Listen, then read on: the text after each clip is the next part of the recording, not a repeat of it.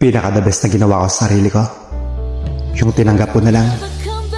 Hindi na ako nagabol pa sa mga taong mas piniling mawala ako. This time ako naman. I deserve to be happy and to be loved. Ako dapat ang gagawa nun para sa sarili ko. Success and peace of mind next year. All the best for 2024.